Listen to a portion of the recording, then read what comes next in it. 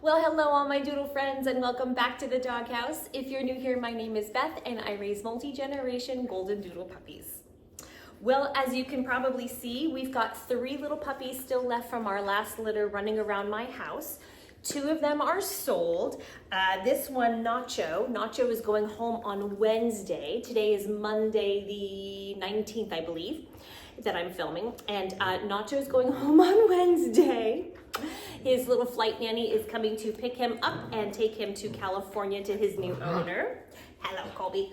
Colby is still available. Colby and Nacho have been playing so funny today. They are brothers and they are just being so rambunctious this morning. So of course I picked the perfect time to film. This is Colby. He is a sweet little playful medium-sized golden doodle. He has tan hair with a pretty curly coat, I would say. He's got a curly coat, if I can get him in the camera. This is Colby. He's very sweet, and Nacho is very interested in wrestling with him right now. So you may see them wrestling in the background. They are being very playful this morning. And then that is Pepper in the background on the big dog bed. Pepper is also taken and will be going home on June 2nd. So that is the puppy rundown for the week. So today I'm super excited for this video because I really want to create a nice comprehensive list of what you will need as a new puppy parent. This is a great list that you can check off even if you already have dogs. Hey, do I have all of these things? Or, you know, am I missing anything in my daily routine to make life easier for me as a dog owner? But especially for new puppy parents, it's really great to have this list that you can tweak to your house, your needs, your dog. This is a baseline list that you can kind of go from and, you know, take it with a grain of salt. So I'm super excited to have a comprehensive list in video form that I can just refer any future puppy parents like, hey, go watch this video. I lay out all of the things that you will need as a new puppy parent. So I'm super excited to make this video. So let's dive in, and I'm gonna go ahead and break this up into separate categories so that you can have a nice organized list based on different categories. And I'm gonna read my notes off of here.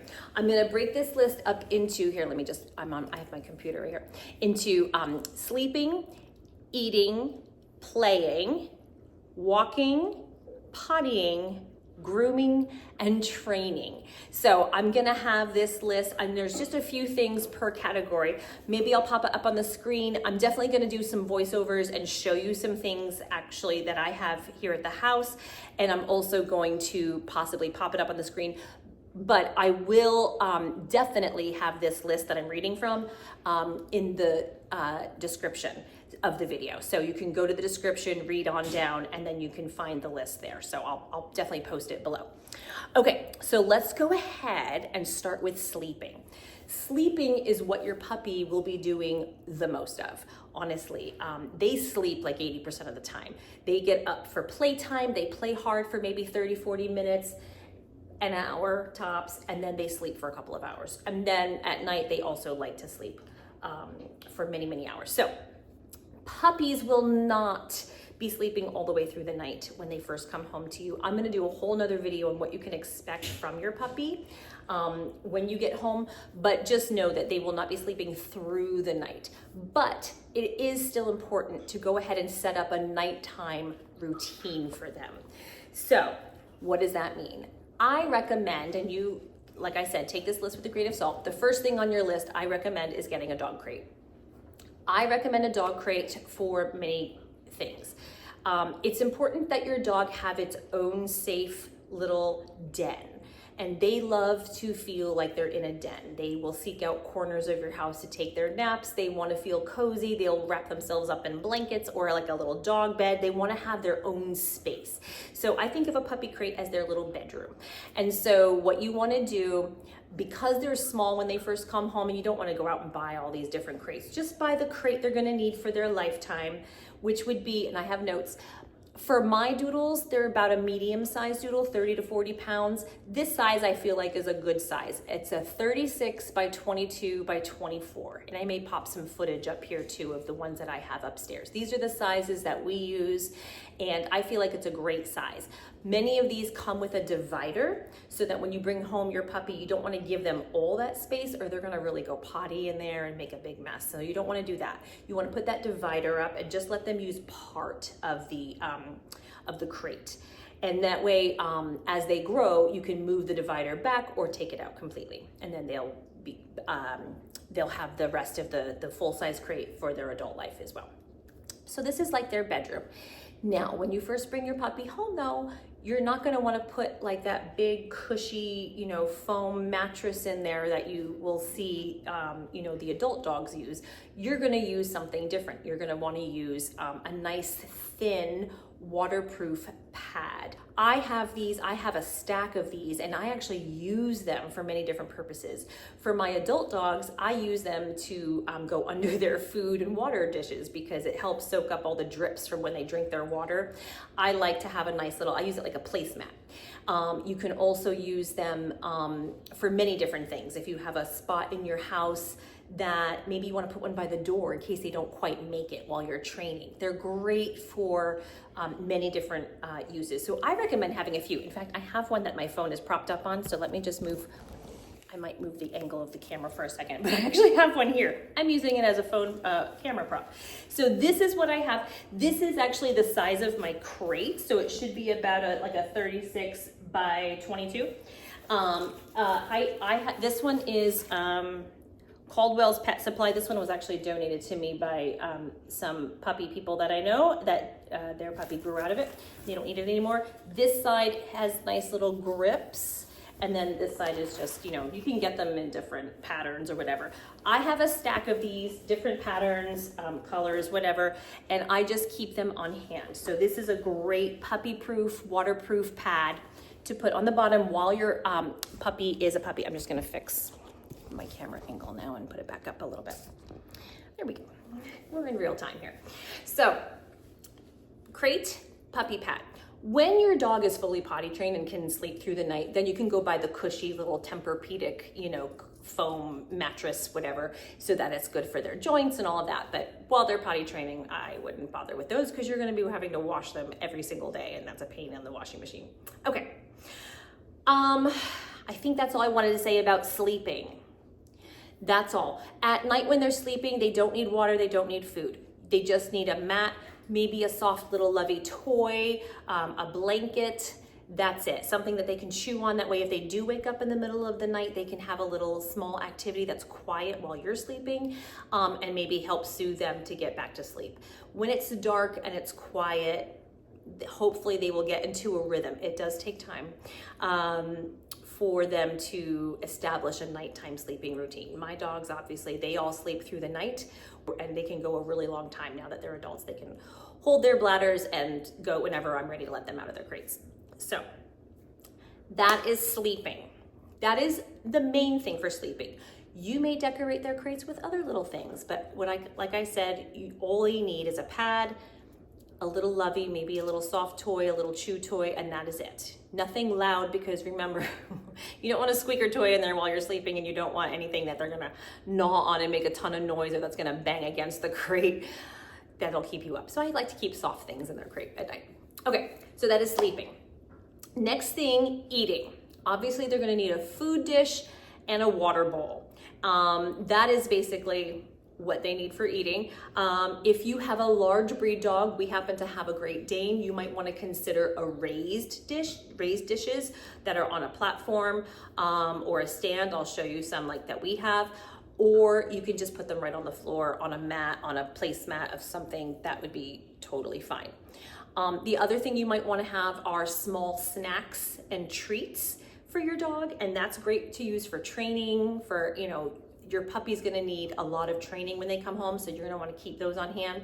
For puppies, you really wanna be very careful with what you're feeding your puppy, because they have such sensitive digestive systems that you don't want to introduce a lot of junk into their diet. So you really want to just give them their kibble or whatever you're deciding to feed your dog. They have so many options these days. And then the treats that we use, I'll put a picture up of the kind that we like to have, because they have really whole ingredients and it shouldn't harm their tummies, and it should be protein first. It should have a lot of clean ingredients in there. These are just what we like to use for our puppies. Okay, so that's food dish, water dish. Obviously you're gonna want a kibble. You're also gonna want probably a bin to keep your food in. Here's a picture of the food bin that we have. It's just something that is sealed. I like to have it on wheels, and then has a nice seal around the rim, keeps out the bugs and any kind of contaminants. You may opt for not plastic if you are sensitive to having a lot of plastic in your house and you prefer not to, that's fine. I do it for ease of maneuverability. I hold a lot of food on hand at one time, and so I just like to keep things neat and on wheels, and something that I can easily clean. So that's good. And then of course a little scooper for your food. So food, bin, scooper, food dish, water dish, and maybe some treats for training. The treats for training, you can also just use their kibble. You don't have to buy special treats for your dog, of course. But if you'd like to have a little something different, which I like to do because it's a little bit more like higher value because it's so different from their kibble, when I'm really going into training mode, I like to use those for our puppies. Okay, so that's it for eating.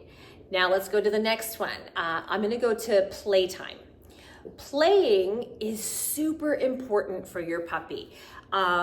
It is the best part. That's the part that you are really looking forward to, probably, is playing with your dog. That's why you got a dog, to play with them, to have them as a companion, to have some great times with them.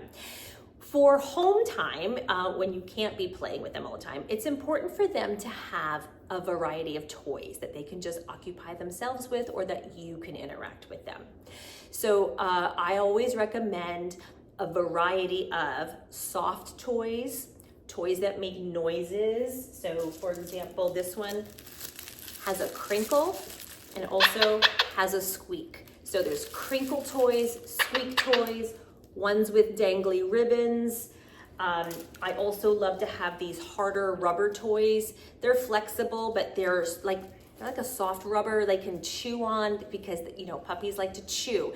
Puppy chewing is not bad. They need to have that chewing. It helps with their anxiety. It helps get out some of that energy that they have. And so they need to have things that you can redirect so they're not chewing on your furniture. Otherwise they're gonna go for all your little chair legs and everything. You wanna have some nice rubber toys that they can chew on, maybe some rope that they can get in their teeth and really play with, that they can, if you have another dog, they can have a tug of war with. There we go. They're like, give me my toys. So you wanna have a variety of toys. And what I tend to do, because toys shopping is so much fun, I like to go to the store and buy them toys, but you don't need to. You can use an empty water bottle from, your recycling bin has a lot of great toys. So you can put rocks in a bottle and screw it on, and then that'll make noise for them. You can totally make your own toys, but it's always fun to go shopping for toys, right? Yes. Do you want this fishy? Yes, go get the fishy. And so I tend to buy a lot of toys from Target or Chewy or Amazon. If I see something really cool, those are always great to have on hand. What do I do though? Do you put them all out at one time? I would not. What I like to do, just like with toddlers, you want to put out a variety of toys and then hold some back. That way you can rotate them out. So it's usually time to clean them. You want to, wash the soft ones in the washing machine. You probably want to put the rubber toys maybe in the dishwasher, give them a good sanitize. And that way you can rotate out a fresh set of toys so that they don't get bored. Boredom is a killer for puppies. If your puppy gets bored, guess who's going to pay the price? You are. Because They are going to take that boredom out on chewing your furniture. They're going to ignore their toys. They're going to go for other things in the house. They're going to seek out, they might start to get poor behavior issues because they're just bored and they want to have fun with you. And so they might chew on things they're not supposed to. They may start barking. They may start, I don't know, just wreaking havoc in some sort of way. They might have all this pent up energy that they can't get out through this stimulation. So you really want to keep a nice supply that you can rotate of toys of all kinds. There are other kinds of toys that I really like to have on hand as well. And those would be extra stimulating toys. You could do puzzle feeders. You could do, they have like popsicles. Kongs are fantastic. Anything where you could put like a treat inside that they have to work at mentally.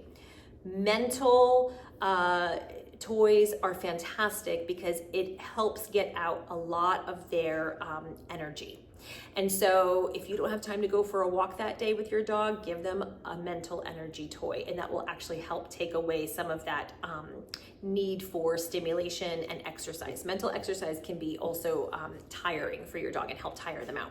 So a Kong, a popsicle, what are some other toys? These are toys that have like usually things that they've got to try to get a treat out of or figure it out how to get that treat. And there's a bunch on the market and there's so many, and I would just read the reviews and see what you want to buy or create again out of your recycling bin. So those are all fantastic. Let me see if I got everything. Squeaker toys, scrunchy toys, rubber toys. Yep, absolutely. Anything to help with that boredom. The puzzle toys are fantastic to keep them distracted and stimulated, especially if you need to like go on the computer for a little while and you don't have time to, engage with your dog. Go give them like one of those treat toys to help figure out, and they'll be good for a half an hour probably with that. It'll be fantastic. Okay, so that's toys. Let's go ahead to the next part of our list, and we're going to go ahead with walking. For walking your dog, when you first bring home your puppy, you don't want to walk your dog until they're fully vaccinated. Let's just go ahead and put that disclaimer here. Once they're fully vaccinated, you can start taking your dogs on walks around the neighborhood where other dogs have been. So once you're at that level, of course, you're going to need a collar and a leash. Those are probably one of the first things you're going to buy for your dog. You don't need, but what is fun, and I just had someone send me a picture of their dog with little dog Crocs on their feet. And oh my goodness, if I can I'll put the picture up if I can find it. One of the little puppies that they just went home from this particular litter has little puppy Crocs, and I think that is hysterical and adorable and amazing because here in Arizona, the pavement gets very hot. You really have to time your walks like either early morning or late at night when the sun goes down because the pavement's just too hot for their feet. And so a lot of people around here tend to opt for puppy shoes or doggy shoes for their dogs so that they can go out for walks a little bit more comfortably and safely for their dog. So that is adorable. Obviously you want to have some poopy bags on hand so that you can pick up your dog's poop. You can get them in a thing or just bring your grocery bags, put them in your pocket. I love doing that. And also, if you're going to train your dogs when you're walking, you might want to even I carry like a little, it's like a little hip sack, and I put doggy treats in there, and that way when they're being good, or I'm trying to train them, because I'm always trying to train them to walk nicely on a leash, you'll want to do that. That's part of the training list. We'll get back to that. But walking, you'll want to have a dog collar, a nice leash, obviously maybe some shoes and some poopy bags. Okay, that's all you're going to need for walking. Pottying. That's the main thing you want to do when you get your new puppy home is get them potty trained as soon as possible, right? Because nobody wants to be cleaning poop and pee out of their home. So you have to obviously figure out, are you going to be using the door? Do you live in a house? Are you going to have them go in the backyard or in the kennel? Do you have a doggy door? Whatever you're going to do, you need to decide.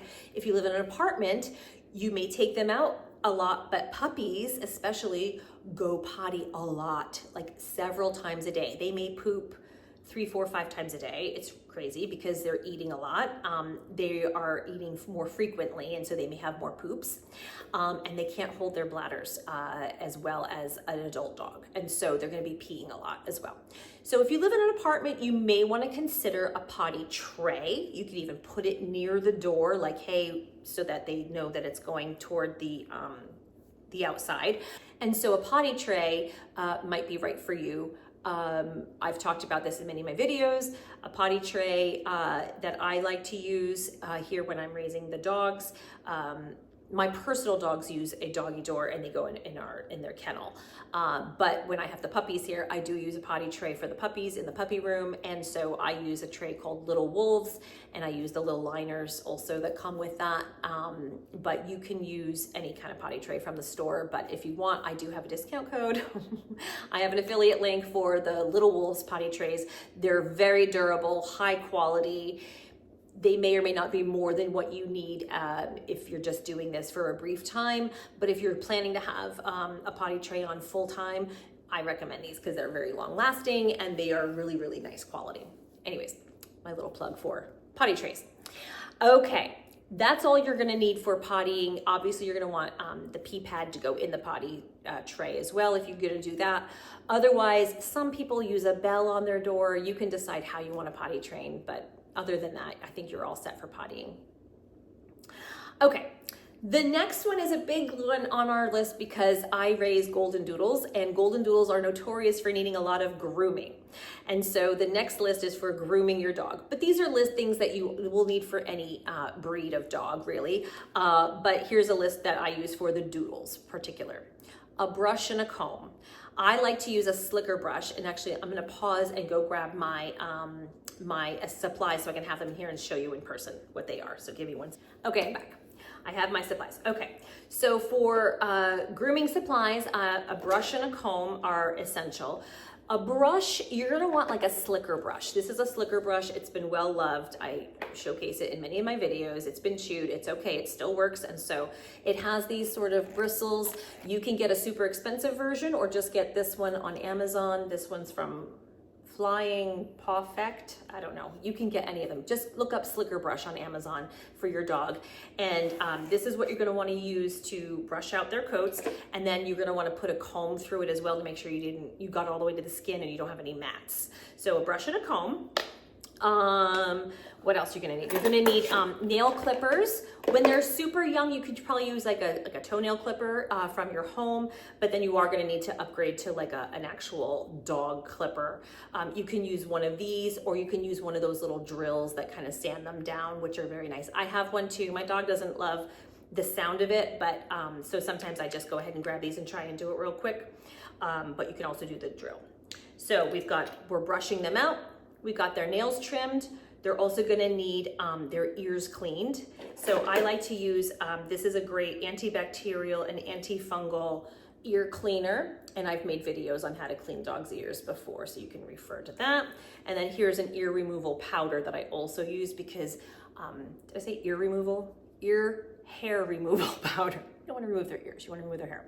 So you can sprinkle a little bit and it helps pluck the hair out of their ears because doodles get a lot of hair in their ears and that can harbor moisture and bacteria and can cause a yeast infection or a bacterial sort of infection in their ears.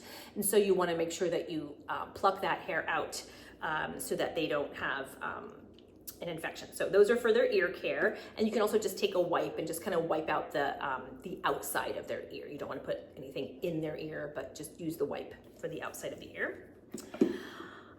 And then if you want, you can use one of these. Every video I make, I think you see me getting the crusties out of my dog's eyes with my fingers because that's just what I do. I have a lot of dogs, but they do make something like this. It has like a little metal end right here on this side and a little brush you can use to help get the little crusties out. If you want to do that, you can buy a pack of these that are very nice and clean and sterile. And then the last thing is I like to have a pair of scissors.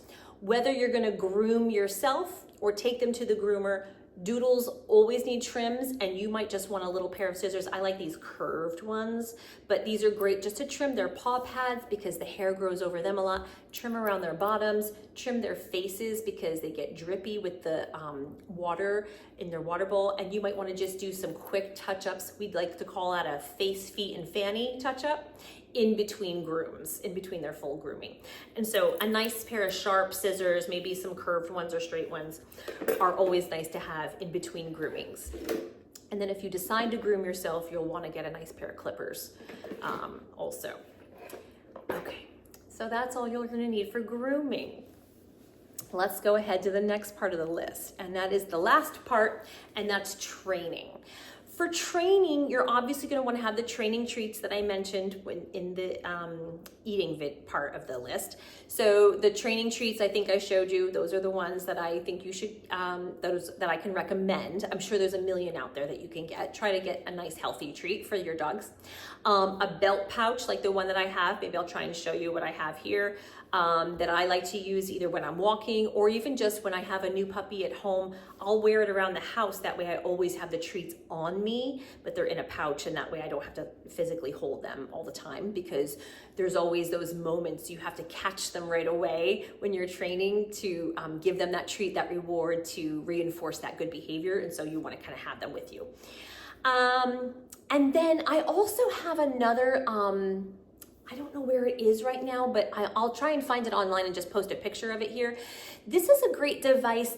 People get wonky with devices, so don't come at me, but this one does not shock your dog. It doesn't do anything. It just kind of makes a sound to sort of distract them from a bad behavior, whether they're barking, jumping up on your furniture, jumping up on you, wrestling too hard with another dog perhaps or something. It's a little device. You can't hear the sound, but they can, and you just kind of point it at them and click the button, and it's fantastic because it just stops them in their tracks, and then you can correct them. And I really do like it because it doesn't shock them, and it doesn't harm them in any way. It's just really more of a distraction toy, tool to have for training. And so I really like it. You don't have to do it. You can just yell at them or whatever you want to do. But I like to have that because I don't like to yell a lot in the house. And so it's just something I keep on hand. I usually keep it on the coffee table when we're all relaxing. If they want to jump up on the couch, I'm like, nope, don't want to do that. Or if they're, barking or making a lot of noise outside, I can point it to them outside. If your neighbor dogs are barking a lot, you can point it over at their house and see if it works. But it's something that doesn't harm them at all. It's just more of a distraction, but it's a great training tool. And then of course you can go online if you need extra like barking collars or anything else that you need for training. You can look online for your specific needs. But I just like to have the treats, a nice little belt pouch to keep them in for training, and then that little device is also helpful when trying to correct them for poor behavior. So that was a lot, I know. I think puppy owners should have a puppy registry, have a puppy shower so that they can have all of their supplies that they need. But it's a great shopping list. It's a great list to have just to see, and you might even want like a little separate section in your closet for all of your puppy supplies in a little bucket or basket so that you have everything for your puppy's needs in one little spot. That's a great way to keep it all organized and everything that you need for your puppy. These puppies, they're all around me. They're all sleeping. You can't even see them. I know I'm talking too much. I'll try and get a little puppy footage in here because I know you're here for the puppies. So I try to sneak in some helpful hints in between puppy video footage. So, but that's this week's video. Thank you so much for joining me. I will try to get some puppy playtime in here. If you liked today's video, please go ahead and give it a thumbs up. And if you wouldn't mind subscribing, that way we could all spend some more time together. In the meantime, we hope you have a wonderful week, and we'll see you all in next week's video. Thank you, everybody. Bye-bye.